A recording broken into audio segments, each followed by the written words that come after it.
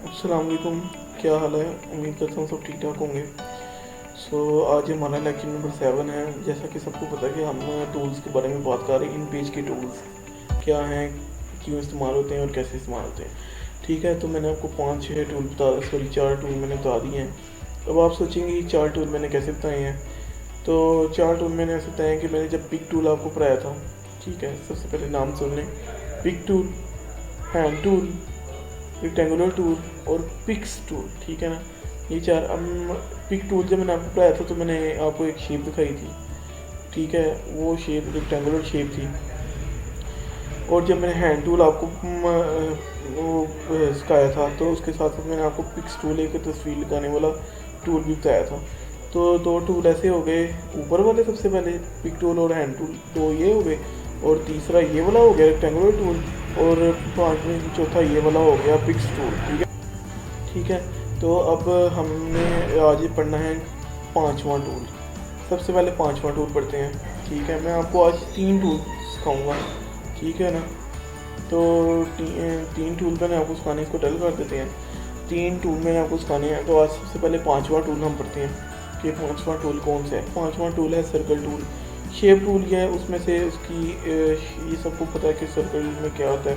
Circle में ये होता है कि एक हमने वो बनाना होता है, सर्कल बनाना होता है। अब ये अब आपकी मर्जी है सर्कल कैसा बनाना है आपने, ठीक है। कि आपने इस तरह का बनाना है, अंडे की शेप बनानी है, थोड़ी ऐसे मोटाई कर देनी है। ये देख रहे हैं आप, लंबा आपने बनाना है, लेटा हुआ आपने बनानी है शेप, जैसी आपकी मर्जी आपने बनानी है, ठीक है। सर्कल टूल से ये होता है। और जो है इसको डल कर देते हैं। ये हमारा टूल नंबर 5 था, यानी 5वां टूल था, ठीक है। ये 5वां टूल था, डल हमने कर दिया 5वां टूल। अब हमने पढ़ना है 6वां टूल, ठीक है। ये बहुत छोटे छोटे आसान से मतलब है, इसलिए मैं डिटेल में नहीं जा रहा क्योंकि ये सबको पता है क्या क्या है। जो 5वां टूल सॉरी 6वां टूल है वो है सर्कल और रेक्टेंगुलर का मिलाप, समझ लें कि सर्कल और रेक्टेंगल के बीच से निकला हुआ है, ठीक है। ये देख रहे हैं आप, ये इसके कॉर्नर्स मुड़े हुए हैं, सर्कल की तरह हुए हैं, और इसके जो दीवारें हैं वो रेक्टेंगुलर की तरह बनी हुई हैं, ठीक है। ये सीधी हैं और एंड पे जाके इसके नुक्कर जो हैं, नुक्कर कॉर्नर्स वो मुड़ गए हुए हैं। ये शेप है और ये टूल है, मतलब एक अलग छठा टूल है ये, ठीक है। ये टूल खूबसूरती के लिए होता है ज़्यादातर, ठीक है। इसको मैंने कभी इस्तेमाल नहीं किया इन टूल्स को, लेकिन फिर भी मैं आपको एक बहुत बता रहा हूँ कि कहीं ना कहीं आपको इस्तेमाल करने पड़ सकते हैं। कोई बुक लिख रहे होते हैं ना उर्दू में, कोई अच्छा वो हम इसमें इंग्लिश भी लिख सकते हैं, ठीक है ना। उर्दू नहीं सिर्फ लिख सकते, इंग्लिश भी लिख सकते हैं। इंग्लिश लिखने के लिए अभी हमारा उर्दू मोड सिलेक्ट हुआ है, होते हैं ना मोड होते हैं, जिस तरह मोबाइल में लगे होते हैं earphone mode, airplane mode, sorry wifi mode, ये होते हैं, हाँ हम ऑन करके रखते हैं। तो अभी हमने उर्दू मोड लगाया हुआ है, तो इंग्लिश मोड लगाने के लिए हमने इधर चले जाना है नुक्कर पे, और यहाँ देखिए ये लिखा हुआ है ना, ये उर्दू मोड, इसको हमने करना है क्लिक, ठीक है। इसको हम कर लेते हैं क्लिक, और ये अब इंग्लिश मोड हो चुका है। इंग्लिश मोड हो चुका है, अब हमने इधर इंग्लिश लिख सकते हैं, ठीक है। तो इंग्लिश लिखने के लिए भी वही तरीका है जिस तरह हम उर्दू लिखते हैं, कि हैंड टूल हमने जाना है, उसको क्लिक करना है, इधर भी क्लिक करना है और इंग्लिश लिखने लग पड़नी है। देखिए अब इंग्लिश लिखी जा रही है, ठीक है ना। इंग्लिश लिखी जा रही है। देखें अगर हमने उर्दू लिखनी है तो दोबारा हम इधर आना है, इंग्लिश पे ही क्लिक करना है, उर्दू हो जाएगी, और अब हम उर्दू लिख सकते हैं, समझिए। तो अब हम इसको उर्दू जाने देते हैं, और ठीक है, इसको सिलेक्ट ऑल कर लेते हैं और डल कर देते हैं। अब हमारा चल रहा था टूल नंबर 6 हो गया। अब उसको टूल नंबर 6 को हम करते हैं, सॉरी मैं पहले इसको ना बुरा कर दूँ, चल। अब टूल नंबर हो गया था हमारा 6। मैंने आपको बता दिया था कि क्या है, कौन सा टूल है ये। टूल सर्कल और उससे मिला हुआ है, रेक्टेंगुलर से मिला हुआ है, ठीक है। तो बाकी जो अब हमने आज पढ़ना है, जिस तरह मैंने आपको बताया था कि हमने आज 3 टूल मैंने आपको सिखाए हैं। तो 2 टूल हो चुके हैं, एक सर्कल टूल और एक ये वाला टूल।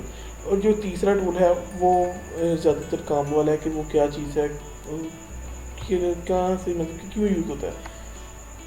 अब जैसे ये शेप है, इसको हमने हरकत देनी है, हरकत तो सॉरी ये होती है ना कि यहाँ से मूव करा के वहाँ ले गए हम, ठीक है, ये हरकत होगी। लेकिन हमने इसको रोटेट करना है, यानी अब आप चाहते हैं इस तरह ना, तो ये होना चाहिए था, एक मिनट मैं आपको बताता हूँ, ये होना चाहिए था इस तरह, ठीक है, इस तरह नहीं होना चाहिए था, रोटेट होना चाहिए था, इस तरफ होना चाहिए था, ठीक है। बाकी इसको अब क्योंकि मैंने कैसे किया है ये मैंने आपको बताना।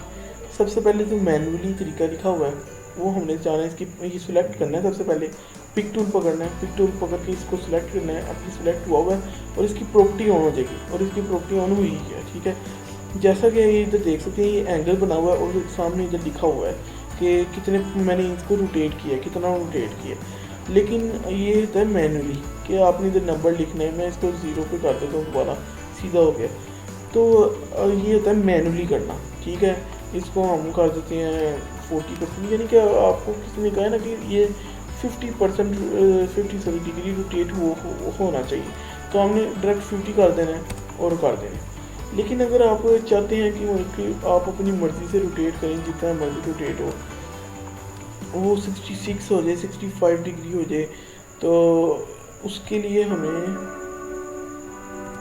ठीक है, उसके लिए हमें ऑटोमेटिकली करना पड़ेगा, वो बेस्ट रहता है। उसके लिए हमने 2 नंबर ऊपर से जाना है 3 पर, इसको सबसे पहले सिलेक्ट करना है, ठीक है।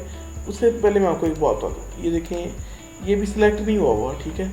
तो अगर हम डायरेक्ट ही ये तीसरा टूल पकड़ लेते हैं और इधर आके हम करते हैं ऐसे, वो नहीं होगा, देख रहे हैं, ये देख रहे हैं, नहीं होगा।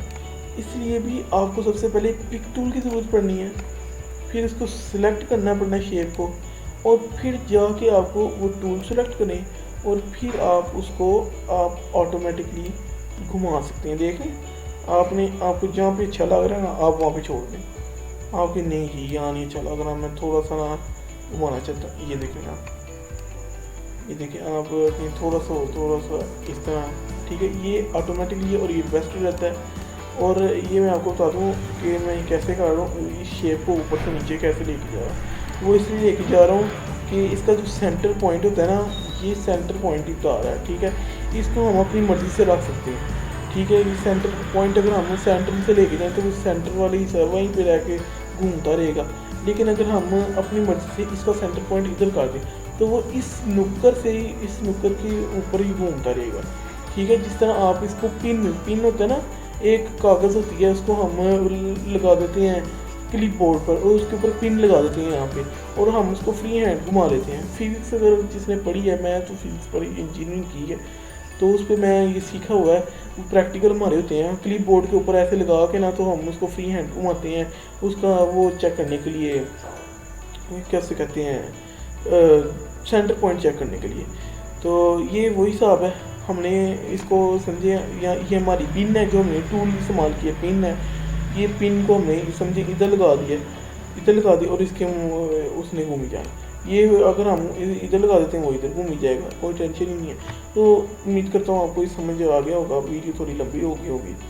तो ये देखें, मैं आपको एक और बात बताऊँ, जैसे हम घुमाते रहेंगे ना तो ऊपर देखें, जहाँ पे मैंने आपको मैनुअली बताया था ना, ये देख रहे हैं, ये मैनुअली जब मैंने आपको बताया था कि यहाँ पे हम लिख सकते हैं, वो आपको ये भी साथ साथ आगाह करता रहेगा कि आप इतनी डिग्री घुमा चुके हैं, इतनी डिग्री है, ये देखें ना, वो देख रहे हैं आप खुद बहुत। और उसकी ये देखें, ये भी साथ वैल्यूज भी बदल रही है कि वो किस एक्स वाई, मतलब वो आपने पढ़ा एक्स एक्सिस वाई एक्सिस, ये वो हिसाब है। तो वो कह रहे हैं कि वो एक्स एक्सिस में कितना आ गया, वाई एक्सिस में कितना आ गया, तो ये भी वो साथ साथ बता रहा है।